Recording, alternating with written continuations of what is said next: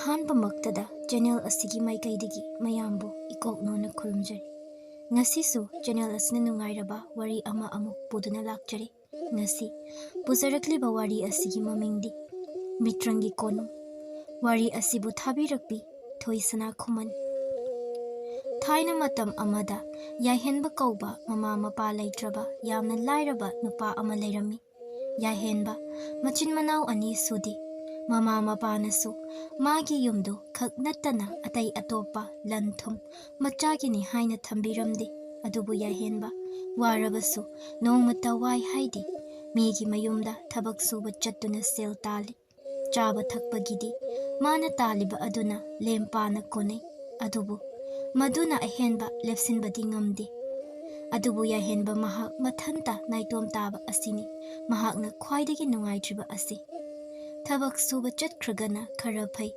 ꯑꯗꯨ ꯅꯠꯇꯅ ꯃꯍꯥꯛ ꯃꯊꯟꯇ ꯌꯨꯝꯗ ꯂꯩꯕ ꯑꯁꯤꯗꯤ ꯃꯍꯥꯛ ꯌꯥꯝꯅ ꯅꯨꯡꯉꯥꯏꯇꯦ꯫ ꯃꯁꯨꯡ ꯃꯃꯥꯟꯅꯕꯁꯤꯡꯗꯤ ꯅꯨꯄꯤ ꯑꯉꯥꯡ ꯂꯣꯏꯅ ꯂꯩꯅꯈ꯭ꯔꯦ꯫ ꯑꯗꯨꯅ ꯌꯨꯝꯒꯤ ꯍꯣꯠꯅꯔꯤꯉꯩ ꯃꯇꯝ ꯈꯖꯤꯛ ꯐꯥꯎꯕ ꯈꯥꯏꯗꯣꯛꯄ ꯁꯪꯗꯦ꯫ ꯃꯥꯒꯤꯁꯨ ꯃꯌꯨꯝ ꯃꯀꯩ ꯄꯥꯟꯕ ꯃꯇꯝꯗꯤ ꯌꯧꯔꯦ꯫ ꯑꯗꯨꯕꯨ ꯑꯁꯨꯛ ꯌꯥꯝꯅ ꯂꯥꯏꯔꯕ ꯅꯨꯄꯥ ꯑꯁꯤꯕꯨ ꯀꯅꯥꯅ ꯅꯨꯡꯁꯤꯕꯤꯒꯅꯤ? ꯌꯥꯏꯍꯦꯟꯕ ꯅꯨꯡꯁꯤꯖꯕ ꯂꯩꯀꯥꯏꯒꯤ ꯅꯨꯄꯤ ꯑꯃꯗꯤ ꯂꯩ꯫ ꯃꯍꯥꯛꯀꯤ ꯃꯃꯤꯡ ꯂꯥꯏꯖ ꯀꯧꯏ꯫ ꯂꯥꯏꯖ ꯃꯁꯛ ꯃꯇꯧꯗꯤ ꯌꯥꯝꯅ ꯐꯖꯩ, ꯑꯗꯨꯕꯨ ꯃꯍꯥꯛ ꯅꯥꯄꯜ ꯈꯔ ꯆꯥꯎꯏ꯫ ꯃꯍꯥꯛꯅ ꯍꯥꯏꯔꯤ ꯃꯇꯤꯛ ꯃꯉꯛ ꯍꯥꯏꯒꯠꯇꯨꯅ ꯆꯠꯄ ꯅꯨꯄꯤꯅꯤ꯫ ꯌꯥꯏꯍꯦꯟꯕꯅ ꯃꯍꯥꯛꯀꯤ ꯑꯄꯥꯝꯕ ꯑꯗꯨ ꯐꯥꯎꯕ ꯐꯣꯡꯗꯣꯛꯇ꯭ꯔꯤꯉꯩ ꯃꯃꯥꯟꯅꯕꯅ ꯈꯖꯤꯛ ꯈꯖꯤꯛ ꯂꯛꯅꯔꯛꯄ ꯃꯈꯣꯏ ꯑꯅꯤꯒꯤ ꯃꯔꯛꯇ ꯅꯤꯐꯨꯡ ꯉꯥꯡꯅꯕ ꯍꯧꯕ ꯇꯟꯖꯥ ꯑꯗꯨꯗ ꯃꯥꯅ ꯌꯥꯏꯍꯦꯟꯕꯒꯤ ꯃꯅꯥꯛꯇ ꯆꯪꯁꯤꯟꯗꯨꯅ ꯊꯤꯅ ꯉꯥꯡꯉꯤꯕꯅꯤ꯫ "ꯑꯣꯏ ꯌꯥꯏꯍꯦꯟꯕ, ꯅꯪꯅ ꯈꯜꯂꯤꯕ ꯋꯥꯈꯜꯗꯣ ꯁꯨꯛꯑꯣꯏ ꯑꯣꯏꯔꯣꯏ꯫ ꯑꯗꯨꯒꯨꯝꯕ ꯋꯥꯈꯜ ꯑꯃ ꯅꯁꯥꯗ ꯐꯥꯎꯔꯛꯏꯗꯣ ꯀꯔꯤ ꯋꯥꯈꯜꯅꯣ? ꯅꯃꯥꯟꯅꯕꯁꯤꯡꯅ ꯅꯤꯐꯨꯡ ꯉꯥꯡꯅꯔꯤꯁꯦ ꯉꯥꯡꯅꯍꯟꯒꯅꯨ꯫ ꯃꯤꯅ ꯇꯥꯕꯗ ꯌꯥꯝꯅ ꯐꯖꯗꯦ꯫ ꯂꯝꯖꯥ ꯁꯔꯥ ꯅꯣꯡꯃꯒꯤ ꯆꯔꯥ ꯇꯥꯜꯂꯒ ꯆꯥꯔꯤꯕ ꯅꯪꯅ ꯑꯩꯉꯣꯟꯗ ꯈꯜꯂꯛꯏꯕ ꯋꯥꯈꯜ ꯑꯗꯨꯕꯨ ꯅꯁꯥ ꯅꯇꯣꯝꯇ ꯏꯀꯥꯏꯕꯕꯨ ꯈꯪꯗꯦꯅꯦ꯫ ꯑꯣꯏ, ꯑꯩ ꯋꯥ ꯍꯥꯏꯒꯦ ꯇꯥꯎ꯫ ꯅꯪꯅ ꯁꯨꯔꯨꯡ ꯍꯨꯆꯤꯜꯂꯒ ꯂꯩꯕ ꯃꯤ, ꯑꯗꯨꯒ ꯑꯩꯅ ꯁꯔꯀꯔꯗ ꯂꯩꯕ ꯃꯤ꯫ ꯅꯪꯅ ꯑꯩ ꯐꯪꯕ ꯍꯥꯏꯗꯨꯗꯤ ꯑꯣꯏꯔꯔꯣꯏ ꯈꯪꯂꯕ꯭ꯔꯥ?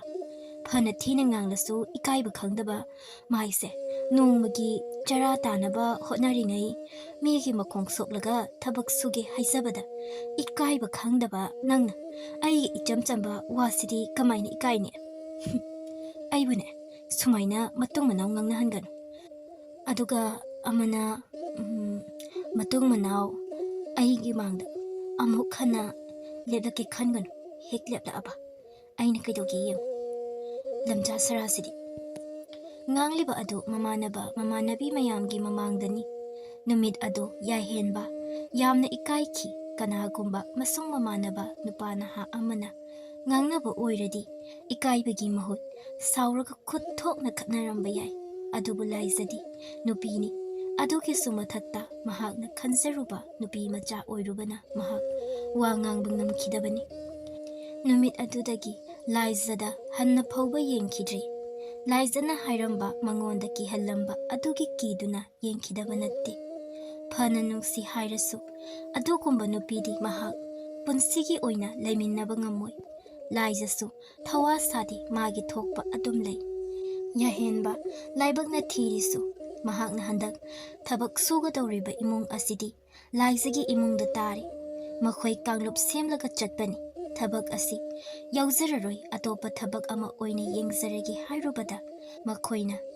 ꯃꯇꯨꯡ ꯃꯅꯥꯎ ꯊꯕꯛ ꯁꯨꯕ ꯆꯠꯄꯗ ꯍꯧꯔꯝꯃꯣꯏꯗꯧꯔꯤꯕꯅꯤ꯫ ꯑꯗꯨꯒ ꯅꯥꯔꯒ ꯐꯃꯨꯡꯗ ꯂꯩꯔꯦ ꯍꯥꯏꯅ ꯋꯥ ꯊꯩꯗꯣꯛꯂꯁꯨ ꯃꯍꯥꯛ ꯆꯔꯥ ꯍꯦꯟꯒꯗꯧꯔꯤ꯫ ꯎꯄꯥꯏ ꯂꯩꯇꯦ꯫ ꯃꯁꯤ ꯑꯣꯏꯔ ꯃꯥꯜꯂꯤ ꯂꯥꯏꯔꯕꯒꯤ ꯄꯨꯟꯁꯤ ꯍꯥꯏꯕꯗꯣ꯫ ꯑꯋꯥꯕ ꯁꯦꯜ ꯊꯨꯝꯒꯤ ꯐꯤꯕꯝ ꯈꯥꯡꯕꯗ ꯅꯠꯇꯅ ꯁꯥꯎꯅꯤꯡꯕ ꯏꯀꯥꯏꯕ ꯀꯌꯥ ꯈꯥꯡꯗꯨꯅ ꯍꯤꯡꯕ ꯇꯥꯕꯅꯤ꯫ ꯎꯄꯥꯏ ꯂꯩꯇꯦ꯫ ꯃꯈꯣꯏ ꯊꯕꯛ ꯁꯨꯕ ꯀꯥꯡꯂꯨꯞ ꯑꯗꯨꯒ ꯂꯥꯏꯖ ꯍꯣꯏꯗ ꯊꯕꯛ ꯁꯨꯕ ꯂꯥꯛꯏ꯫ ꯃꯌꯥꯝꯅ ꯋꯥꯔꯤ ꯁꯥꯟꯅꯔꯒ ꯊꯕꯛ ꯁꯨꯔꯤꯕꯗꯨ ꯃꯍꯥꯛ ꯋꯥ ꯃꯆꯦꯠ ꯑꯃꯠꯇ ꯉꯥꯡꯗꯦ꯫ ꯂꯥꯏꯖꯁꯨ ꯃꯥꯕꯨ ꯊꯕꯛ ꯁꯨꯕꯗꯨ ꯎꯏ, ꯀꯔꯤꯁꯨ ꯍꯥꯏꯔꯨꯗꯦ꯫ ꯃꯤꯅ ꯊꯕꯛ ꯐꯖꯅ ꯁꯨꯔꯒ ꯃꯥꯅ ꯍꯦꯛꯇ ꯉꯥꯡꯕ ꯌꯥꯔꯨꯕ ꯅꯠꯇꯦ꯫ ꯌꯥꯏꯍꯦꯟꯕ ꯃꯤꯆꯤꯅ ꯐꯥꯎꯕ ꯍꯟꯅ ꯌꯦꯡꯂꯨꯗꯦ꯫ ꯂꯥꯏꯖꯗꯗꯤ ꯂꯥꯏꯔꯗꯅ ꯂꯥꯏꯖꯅ ꯂꯩꯔꯤꯕ ꯌꯨꯝ ꯑꯗꯨꯗ ꯐꯥꯎꯕ ꯑꯣꯟꯁꯤꯟꯗꯨꯅ ꯊꯕꯛ ꯁꯨꯗ꯭ꯔꯕꯅꯤ꯫ ꯁꯣꯏ ꯉꯥꯝꯗꯅ ꯃꯤꯠꯌꯦꯡꯐꯝ ꯇꯥꯊꯣꯛꯈ꯭ꯔꯗꯤ ꯍꯥꯏꯗꯨꯅ꯫ mayam ado tabak suriba adu waraduna ising leiriba adomda ising thakpa changnariba adu yahenba haifet yengi aduga magi thabak adu hana loisillagi khalladuna amuk thabak sukri mana thabak adum suraga leiba aduda makhoiga thabak suminnaba nupa amana mahakpu kaurai yahenba lawni nangbo somda thabakta adum tawraga leiradi wan tharak patari ni nangbo ising aseng base kitang hana thaulak aduga ngaihak potharaga amuk susi thabakto yahenba nupa adugi wado thabak adu suduna adumak khumi au lage asi hairaga tawriba thabak adu yangsilli loiraba mali pairamba pochaidu makhada thamlamlaga thabak suribagi ngahak pothariba adomda lai aduga masu mayamna thaknaba ising asengba hapa patra adu pairaga lei mana thaktabi leiba aduda mamanaba amana karan nganglei thaksilune adusu laizani kaino aduna ing lawa laizani waba loina pharadawni makhoi mayamsu haifet noi yahenba wa aduda mahak yawba pamdraduna mamai adu khazik leithorakpada mamai mamit ithak thakna tung hanna yengduna chelaiba laizana thomsilai safu adu aduki matik kankri yahenba masado khazik halli laizadi handoklaga turi yahenba makhutta thakki haiduna pairamba padra adu nik launa thallaba ising aduna laizagi mathakta khazik haizilli mataududa laizagi mawong khanglaba atai thabak suba miyoising adudi pakhatpana phamlambadagi fuk hogatne yahenba machi lengdi haibaga taubaga laiza adu yamna sauna sor chauna holaga mamit suklap yahenbada yengi aduga yamna thuna hogolaktuna khanghaudi yahenbagi mamai aduda khupakna thai yahenba machi lengdi atai singdudi laizagi mataudu yengba nattana karisu upai leite yahenba handakti sauningba khasik phawri nahan makai mahangna laizaga onsinnadanaba cheliba asidi arembada tare laisa magi haunabi machin ado pene hekta ngangba haurai aina nangse si tawni haibase khanglabani nangna ingonda asuk yamna yeliba ase karigino ha nangna laise aigi yumda minai oibani haiba nang kaurabro aina mamangda su haikraba natro lamja nangna aigi mangmangano haidana aduga karigino nangna ingonda hanjin yeliba asibo nangbu aikhoigi yumsida natradi thabak supam leitabro adusu leiramoine lamja saranabu mathong kayam chadoino napunsida hana khara fagatnaba honako nangna ai phange hairadi khangbra ima ipana asuk yamna sakphajaba khutkase thabak ana amata suhandabi tanau thamliba ase nangonda tanaba nate khanglabra sel thum baiba aida natana aigi ima ipabu luna thamangam tawba nupa amada tadoiba adu ngamloidaba nangna aigi mangaso mangsaba sari soibadagi thokiba thaudokni adubu laizagi wakhaldi amaromda oina chatkri yahenba tabna karisu tawdaba saduna puknungda leiriba asawa mayam adu uthoktuna hairei aigidi thabak suba lakpani masida aina sudoriba yum ase kanagino haiba aina thirudi thabak subiyo hairakpagi thabak subani aduga nangna adu nakhawpongna nganglido ibanigi marakta kaimari leinaki sidi soibadagi thokpani aduga nangna ngangliba wa adudi mari makhong amata samnadri nangna khalliba wakhaldo aina nongmata khanjakhiba leite nangna nasana wakhal sagatlaga mingonda thariba khondubu natin yotharaga amukta khalu aina ngangise karino haidana aina nangbu khanjai pamjai kaina kanana nangonda haikige matam amada khalami nongmaninigi oina aduga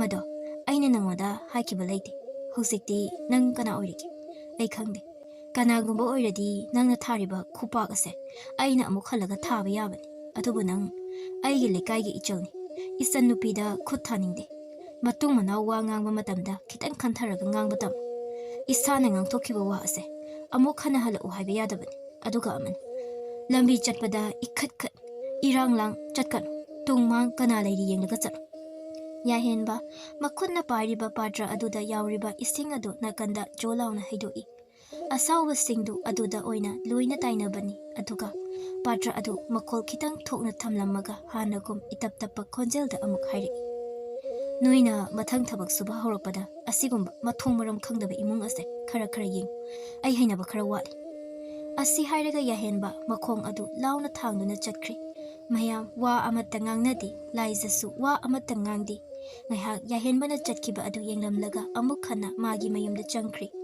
ꯌꯥꯍꯦꯟꯕ ꯃꯌꯨꯝꯗ ꯌꯧꯔꯕ ꯃꯇꯨꯡꯗ ꯋꯥꯈꯜ ꯅꯨꯡꯉꯥꯏꯇꯅ ꯂꯩ꯫ ꯂꯥꯏꯖꯅ ꯃꯉꯣꯟꯗ ꯊꯥꯔꯛꯄ ꯋꯥꯍꯩꯁꯤꯡꯗꯨ ꯃꯍꯥꯛ ꯊꯃꯣꯏ ꯌꯧꯅ ꯆꯪꯈ꯭ꯔꯕꯅꯤ꯫ ꯂꯥꯏꯔꯕ ꯃꯆꯥ ꯑꯣꯏꯕꯁꯤ ꯑꯁꯨꯛ ꯇꯣꯟꯕ꯭ꯔꯥ, ꯏꯃꯥ ꯏꯄꯥ ꯂꯩꯇ꯭ꯔꯗꯤ ꯍꯤꯡꯕ ꯌꯥꯗꯕ꯭ꯔꯥ ꯍꯥꯏꯅ ꯋꯥꯈꯜꯗ ꯈꯜꯂꯛꯏ꯫ ꯊꯃꯣꯏ ꯑꯁꯨꯝ ꯁꯣꯟꯊꯔꯛꯄ ꯑꯗꯨꯗ ꯋꯥꯈꯜ ꯑꯗꯨ ꯃꯈꯥ తాꯅ ꯈꯜꯂꯨꯗ꯭ꯔꯤ ꯃꯍꯥꯛꯇꯤ꯫ ꯊꯃꯣꯏ ꯁꯣꯟꯕ ꯌꯥꯗꯦ, ꯅꯥꯏꯇꯣꯝ ꯍꯤꯡꯕ ꯃꯥꯅ ꯀꯝꯗꯧꯅ ꯊꯃꯣꯏ ꯁꯣꯛꯀꯅꯤ?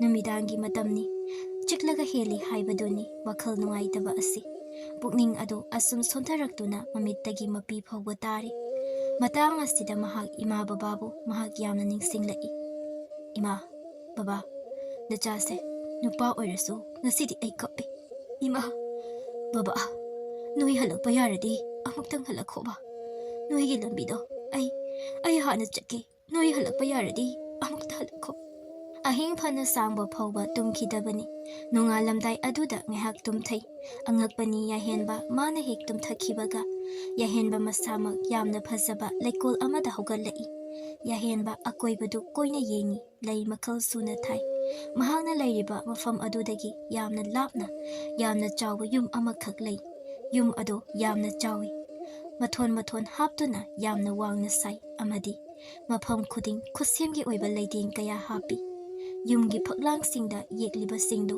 ꯌꯨꯝ ꯁꯥꯕ ꯃꯈꯨꯠ ꯃꯁꯥ ꯍꯩꯕ ꯃꯤ ꯑꯃꯅ ꯅꯠꯇ꯭ꯔꯕꯗꯤ ꯌꯦꯛꯄ ꯉꯝꯂꯣꯏ꯫ ꯑꯗꯨꯒ ꯌꯨꯝ ꯑꯗꯨꯒꯤ ꯑꯀꯣꯏꯕꯗꯅ ꯃꯍꯧꯁꯥꯒꯤ ꯑꯣꯏꯕ ꯐꯖꯔꯕ ꯂꯩꯁꯨ ꯄꯥꯝꯕꯤ ꯀꯌꯥ ꯑꯃ ꯊꯥꯏ꯫ ꯃꯍꯥꯛꯅ ꯏꯉꯛ ꯉꯛꯅ ꯌꯦꯡꯂꯤꯉꯩ ꯃꯍꯥꯛꯀꯤ ꯂꯩꯈꯤꯗ꯭ꯔꯕꯤ ꯃꯃꯥ ꯑꯗꯨꯒꯤ ꯈꯣꯟꯖꯦꯜꯗ ꯑꯀꯣꯏꯕ ꯑꯗꯨꯅ ꯈꯣꯡꯊꯥꯡ ꯌꯩꯅ ꯍꯥꯏꯔꯔꯤ꯫ ꯏꯃꯥꯒꯤ ꯊꯣꯏꯕ, ꯅꯍꯥꯛ ꯏꯃꯥꯅ ꯍꯥꯏꯕ ꯋꯥꯁꯤ ꯃꯨꯟꯅ ꯇꯥꯎ꯫ ꯅꯪꯅ ꯍꯧꯖꯤꯛ ꯂꯩꯔꯤꯕ ꯑꯁꯤ ꯃꯤꯇ꯭ꯔꯪꯒꯤ ꯃꯐꯝ ꯑꯃꯅꯤ꯫ ꯅꯪꯅ ꯎꯔꯤꯕ ꯑꯁꯤꯅ ꯅꯤꯡꯊꯧꯒꯤ ꯀꯣꯅꯨꯡꯅꯤ꯫ ꯑꯗꯨꯒ ꯅꯪꯅ ꯂꯩꯔꯤꯕ ꯃꯐꯝꯗꯨꯅ ꯅꯤꯡꯊꯧꯒꯤ ꯀꯣꯅꯨꯡꯅꯤ꯫ ꯅꯍꯥꯛ ꯑꯁꯤ ꯃꯐꯝ ꯑꯁꯤꯗ ꯁꯛꯂꯣꯟ ꯑꯃꯅꯤ꯫ ꯅꯪꯅ ꯂꯩꯔꯤꯕ ꯃꯐꯝ ꯑꯗꯨꯗ ꯏꯃꯥ ꯏꯆꯥ ꯀꯥꯏꯅꯈ꯭ꯔꯕꯁꯨ ꯃꯐꯝ ꯑꯁꯤꯗꯗꯤ ꯅꯪꯒꯤ ꯑꯇꯣꯞꯄ ꯁꯛꯂꯣꯟ ꯑꯁꯤꯒ ꯏꯃꯥ ꯑꯃꯗꯤ ꯅꯪꯒꯤ ꯕꯕꯥꯒ ꯂꯩꯃꯤꯟꯅꯁꯤ꯫ ꯌꯥꯍꯦꯟꯕ ꯑꯀꯣꯏꯕ ꯑꯗꯨ ꯀꯣꯏꯌꯦꯡ ꯌꯦꯡꯉꯤ, ꯀꯅꯥꯁꯨ ꯂꯩꯕ ꯎꯗꯦ꯫ ꯉꯁꯥꯏ ꯃꯈꯩ ꯎꯔꯨꯗꯦ ꯃꯥꯒꯤ ꯃꯈꯨꯠ ꯑꯗꯨ ꯂꯩꯕꯥꯛ ꯄꯥꯏꯔꯨꯕꯒꯤ ꯃꯉꯣꯟꯗ ꯂꯩꯕꯥꯛ ꯇꯩꯗꯨꯅ ꯂꯩꯔꯝꯃꯤ꯫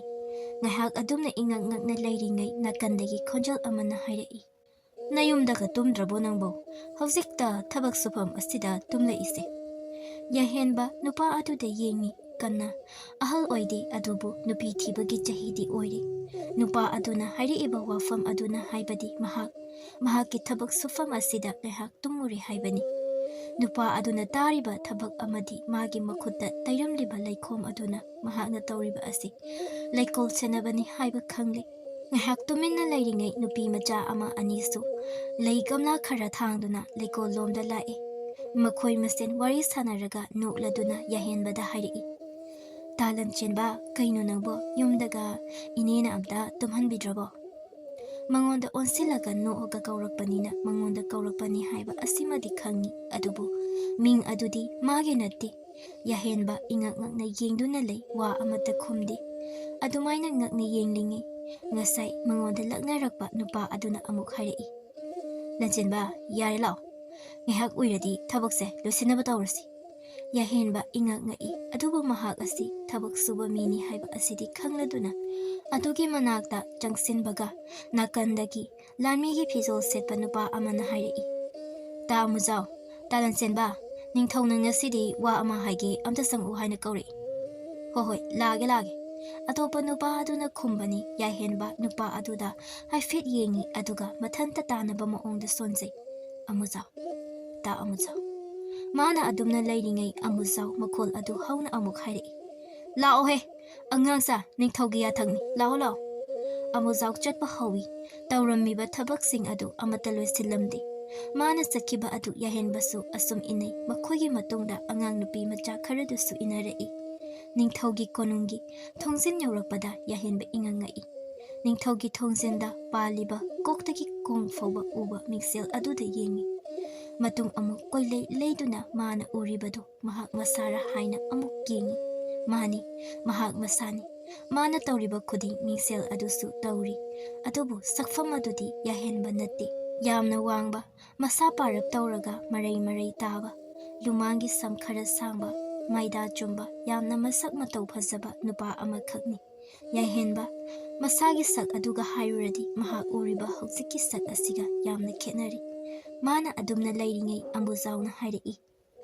Namana pokpadagi mingsel amukta phawba yengtriba nyammali ibungona. Nang tawrisiang angaw aphaigi maongda. Amuzawgi wa adu loibaga angang nupi macha khara adudagi amana amuk hairei. Talanchen kaino nangna tawrido. Asibo ngawrabra khangdini tawrisibo. Masida mahakna kaisu khomdradi kaino makhalani khanduna hairei. As kaisu tawdeda. Yaisenba magi makhonau tusu masa matomta tapai. Sakta natti khonjal adusu yamna thina khetnari. Nupa ama oibagi yamna lumlum lawa khonjalni mana husik thadoklido. Mana wakhal makha khanba nangdringai amuzawna hairei. Yari lao changnaba tawrasi. Makhoisu loina changei yahenbasu moigi matung adum innai. Amuzawna tawriba khuding masu tawi amuzaw ningthaugi mamangda khuru khudak kullaga makokno thaduna lei. Mana tawriba adugumna yahenbasu tawi. Nupi makai adusu bakhu khudak kullaga lei adumna leirambadagi amuzawna hairei. Iningthau nanaida kari wafam takpigadaba. Ningthau aduna makhol chawna hairei. Amuzaw matik nembana tha lembadi oithokloi. Noina aigida lairise thabak subani masida ka henba thodok thoktanaba ai nakhoida sinagi haiduna kawbani. Noi ngasigi oinadi chatlo thabak loisiluro. Aina karigumba sawba taradi mi amata lemda tharoi. Aina haiba wafam ase sandokna gyan tadaba angangsingda nangna hayu. Asi hariga ningthau adu yahenbada yengi. Yahenba karisu khangde. Ningthau aduna yengba miyeng adu khaktani mana khangba. Ningthau asena loliba amadi miyeng adugi marol mahak khangde. Amuzawna fagani hairamaga makhoi tholai. Ngasai charaga lehauba kuchu khulai singdu makhoi loisili. Loisinna amuzawna hairei. Nanchenba nang kaisu khalun. Asidi makhoi haunabini. Yahenba ingak ngai nupi macha sing adugi maraktagi amana amuk hairei. As Rajkumari masana yaribo kaigi waduino. Kaisu khaluno talanchenba. Mangonda themjinbibagi maong amada wangangba aduda yahenba mana kaigino noina adumaina harido haina hangladi makhoi mayam sangdana nang ngawrabra haidana soidana hanglakani. Aduna makhoina hauzik hairiba wa asiga ningthau aduna haikiba waduga mari khara lainabagi maong adu tawrei. Wa ngangda wakhal khalingai amuzawna amuk phat hairei. Salo hari kansida yumda salhorasi. Natradi amuk thabak haizilani. Si sasalusalo chanaba tawsi. Yahenba wa ngangdi hauzik amuzawna haiba adu yumda chatlusi haina haibani. Yum yahenba magi yumsina amuk kadaida oidoino aigi yum kadaidano haina lairiba mayam asida amuk hangadra. Wakhaldo adum chamamnaraga lairi asumna makhoisu thabak adu loisilaga yumlomda lai. Makhoina chatliba lambi aduda yahenba adumak inai. Makhoi masendi wari sanari adubu yahenba tuminna asum chatli. Ta amuja nangsu yumpanaba tawrodana karigino hauzik pawba asom pakhang oiraga larise. Yahenba amuzawda yengi yumpalamgadra haina khanbani adubu palamdri. Amuzawdi laisabising aduda onsilaga hairei. Hoida aiso palagi haina khanbani ado noi nanamado poktribu mal suktheng thengnade. Nong funganbadagi numitaba phawba dum lekol sanglaga lairaga kadaidagi nupino thengnadoise. Konungda pareng hauriba malika pambi adumak ngai. Nupi machasing adu noi yahenba wakhalda khali. Kadaidano aina satliba asibo ai yumna kadaida. Asumna adumak wakhal tawringai amuzawna hairei. Lansenba noigi imase macha lakpagi sahum lapna phawbra kaino thongalana ngairaga lairamitu. Yahenba amuzawna hairakpa wa aduda yengi chummi thongala aduda lepliba nupi adudi yahenba bu hekpokpa mamani matam kuirabagi tongda mamagi masak ubada yahenba fathaba ngamda mamagi manakta chansinduna mamabu chetna koli. Yahenbagi mamasi machana konsinbibadu themaga hairei. Sisi kona wari sarasi. Yahenba mittagi pi fawba tage tawi magi ngasigi mataw aduda nupi macha amana hairei. Kaino, ngasi talan chen mana tauri sibo. Makok ka chairabo zalo sibo. Amana amok hairi. Makok chairaga gaidagi mama masak khangdawrigi ibema. Ningthong na nganglakpa aduda mabuk ning nusibai tauri oiramni.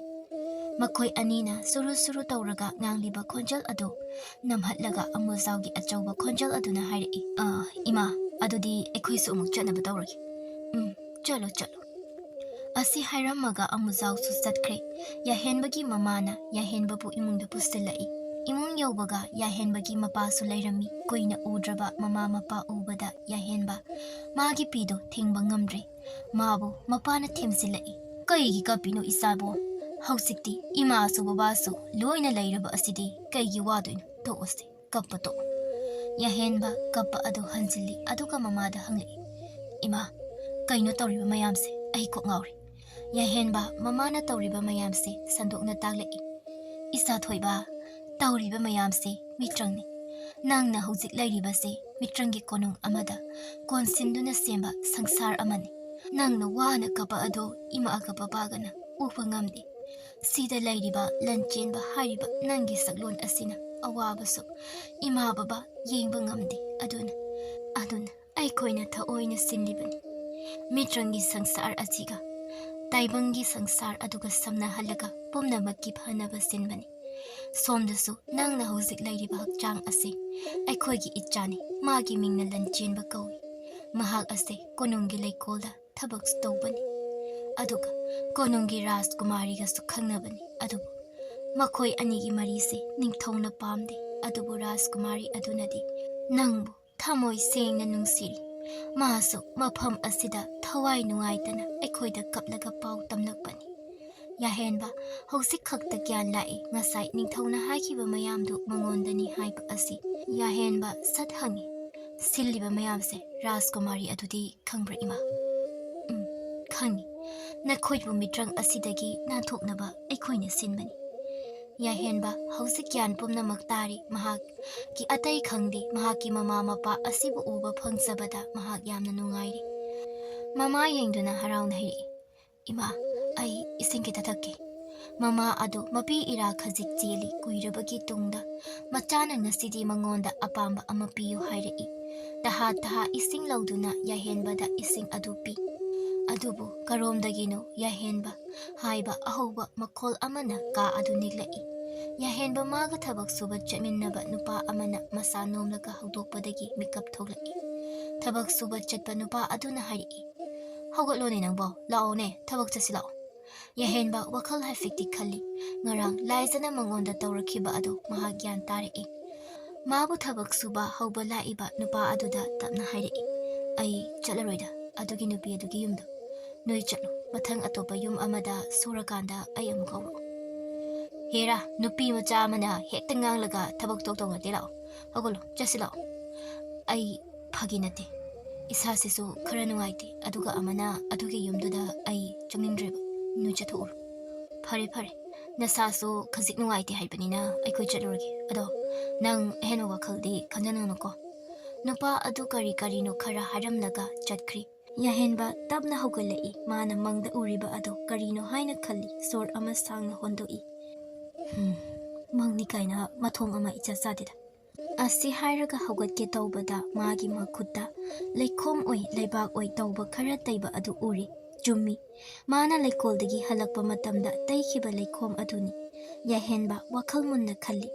Asina takpadi mahakna chatluriba ado asengbani haiba asi mahakna khangzari. Masidagi hawgalaga mahak mama amadi mapa mami adugi manakta changsili aduga nofetawna yengi. Numit adudi mahak tumsiludri adubo numidang tarakpa ngaiba matamdadi mahak yamna wari. Numidang matam yobadadi chak adu thongduna saraba tungda pamungda changlaktuna tumlami. Yahenbana hek tumkhibaga Mitranggi sangsar aduda mikap thoglai. Handakti pamungumba amada hipagi maongumna tawi. Mahaki akoibada mama mapa sulay. Yahenba tapna hawgalai. Ma hawgatpa ubada mamana hairi. Nang hawgatledana. Rajkumari sulaktuna aikhogi yum asida lairabani. Yahenba ingak na mamada yengi wadi amata ngangdi ngihak tumina lairaba matungda Yahenba na hairi. Ima noibo aiga ponna hanugumna. ꯑꯩꯈꯣꯏꯒꯤ ꯌꯨꯝ ꯑꯗꯨꯗ ꯂꯩꯕ ꯌꯥꯔꯔꯣꯏꯗ꯭ꯔꯣ? ꯌꯥꯍꯦꯟꯕꯒꯤ ꯃꯃꯥ ꯑꯗꯨ ꯅꯣꯛꯂꯒ ꯈꯨꯝꯂꯛꯏ꯫ ꯌꯥꯏ, ꯀꯔꯤꯒꯤ ꯌꯥꯗꯅꯤ? ꯑꯗꯨꯕꯨ ꯊꯣꯏꯕ, ꯑꯩꯈꯣꯏꯗꯤ ꯑꯁꯤꯕꯅꯤ꯫ ꯃꯐꯝꯗꯨꯗ ꯆꯪꯕ ꯌꯥꯝꯅ ꯂꯨꯏ꯫ ꯃꯤꯌꯥꯝꯒꯤ ꯃꯤꯠꯇ ꯑꯩꯈꯣꯏ ꯑꯁꯤ ꯂꯥꯏꯔꯝꯂꯦꯟꯗ ꯆꯠꯈ꯭ꯔꯕ ꯃꯤꯅꯤ꯫ ꯅꯪꯅ ꯁꯤꯗ ꯂꯥꯛꯄꯗ ꯑꯩꯈꯣꯏꯕꯨ ꯑꯍꯣꯡꯕ ꯂꯩꯇꯅ ꯎꯔꯤꯕ ꯑꯁꯤꯒꯨꯝꯅ ꯃꯐꯝ ꯑꯗꯨꯗꯗꯤ ꯎꯔꯣꯏ꯫ ꯑꯩꯈꯣꯏ ꯑꯁꯤꯗꯤ ꯃꯐꯝ ꯑꯗꯣ ꯊꯥꯗꯣꯛꯇꯨꯅ ꯆꯠꯈ꯭ꯔꯕ ꯃꯤꯅꯤ꯫ ꯑꯩꯅ ꯏꯆꯥꯒꯤ ꯃꯅꯥꯛꯇ ꯂꯩꯇ꯭ꯔꯕꯁꯨ ꯏꯆꯥꯒꯤ ꯊꯃꯣꯏ ꯑꯁꯤꯗꯤ ꯏꯃꯥꯒꯤ ꯅꯥꯛꯇ ꯂꯦꯡꯗꯅ ꯂꯩꯔꯤꯕ ꯑꯁꯤꯗꯤ ꯀꯔꯤꯁꯨ ꯈꯟꯒꯅꯨ, ꯏꯆꯥꯒꯤꯗꯤ ꯏꯃꯥ ꯂꯩꯗꯅ꯫ ꯑꯁꯤ ꯍꯥꯏꯔꯒ ꯃꯆꯥꯕꯨ ꯅꯨꯡꯁꯤꯅ ꯅꯥꯟꯊꯕꯤ꯫ ꯇꯥꯟꯖꯥ ꯑꯗꯨꯗ ꯅꯨꯄꯤ ꯑꯃꯈꯛ ꯀꯔꯤꯒꯨꯝꯕ ꯑꯁꯥꯕ ꯑꯃ ꯄꯥꯏꯔꯒ ꯆꯪꯂꯛꯏ, ꯑꯗꯨꯒ ꯌꯥꯍꯦꯟꯕꯒꯤ ꯃꯄꯥꯗ ꯄꯤ꯫ ꯕꯕꯥ, ꯁꯦ ꯌꯥꯝꯅ ꯁꯥꯏ꯫ ꯍꯩꯃꯥ, ꯇꯞꯅ ꯄꯨꯔꯛꯄ ꯌꯥꯗ꯭ꯔꯣ ꯅꯪꯕꯣ?